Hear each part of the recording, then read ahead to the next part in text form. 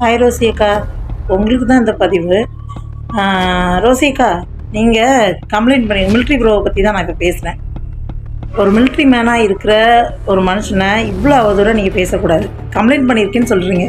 Complaint பண்ண நீங்கள் எப்படி இப்படி இந்த அளவுக்கு கெட்ட வார்த்தையோடு பேசுகிறீங்க? சரி, பெண்களுக்காக போராடுறேன்னு சொல்கிறீங்க. மிலிட்ரி ப்ரோவோட ஒய்ஃபும் ஒரு பொண்ணு தான். அந்த பொண்ணை ஜட்டியோட எடிட் பண்ணி நான் போடுறேன். நான் சொன்னா நீ கேட்க மாட்டேன். ஜட்டி ப்ராவோட நீ எடிட் பண்ணி போடுறேன். உன் பொண்டாட்டியை வீட்டில் போய் நான் பார்த்துக்கிறேன்னு கேட்குறீங்க. எதுக்காக அப்படி கேட்குறீங்க? அவங்க பொண்ணு இல்லையா? சரி, ஃபேக் ஐடி போட்டாங்கன்னு சொல்கிறீங்கல்ல. எங்களுக்கு தெரிஞ்சு நாங்கள் பழகின வரைக்கும் சொல்கிறோமே, அந்த மாதிரி வேலையை மிலிட்ரி ப்ரோ பண்ணாது. அதுக்கு அது தேவையும் கிடையாது. சரியா? ஒருத்தருக்கு தப்புன்னு ஒருத்தருக்கு ஒரு கஷ்டம்னு போய் நின்னாலே அது ஹெல்ப் பண்ணுற ஒரு மைண்ட் உள்ள ஒரு பர்சன். சரியா? ஒரு நாட்டை காக்கிற ஒரு மனுஷனை எவ்வளோ தரைக்குறவாக பேசக்கூடாதோ அவ்வளோ தரைக்குறவாக பேசுகிறீங்க. செருப்பு தூக்கி போடுறீங்க. எல்லையில் நின்று உங்கள் குடும்பமும் நல்லா வாழ்கிறதுக்காக தான். காவாசி தான் அவங்க குடும்பத்துக்காக, முக்கால்வாசி நாட்டில் இருக்கிற ஒவ்வொரு மக்களுக்காக எல்லையில் நிற்கிறாங்க. நான் சொல்கிறேன், தூத்துக்குடி ரத்னா, பார்த்து ஒழுங்காக இருந்துக்க. உன்னோட சுயநலத்துக்காக இருக்கிறவங்க எல்லாத்தையும் ஃபேக் ஐடி அப்படி போட்டுக்கிட்டு இருக்கிறவங்க எல்லாத்தையும் மோத விட்டுக்கிட்டு நல்லவங்களெல்லாம் மோத விட்டுக்கிட்டு விளாடாத. சரியா? நீ எனக்கு 14 ஐடி போட்டது கன்ஃபார்ம் டி.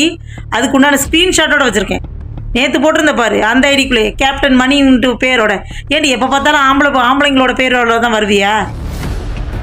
அக்கா, ஒருத்தவங்க தப்பு பண்ணாங்கன்னு சொன்னால் அதை நிரூபிக்காமல் அவங்கள தேவையில்லாமல் வார்த்தைகள்லாம் பேசக்கூடாது. நீங்கள் மிலிட்ரி ப்ரோவோட ஒய்ஃபு, அந்த குழந்தைங்க எல்லாத்தையுமே எடிட் பண்ணி போடுறேங்கிறீங்க. அவங்க வீட்டில் பேசுகிறேங்கிறீங்க.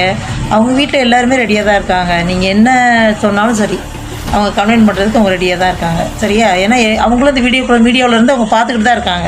மீடியாக்குள்ளே தான் அவங்க வரலையே தவிர மீடியாவுக்குள்ளே இருந்து அவங்க பார்த்துக்கிட்டு தான் இருக்காங்க. சரியா?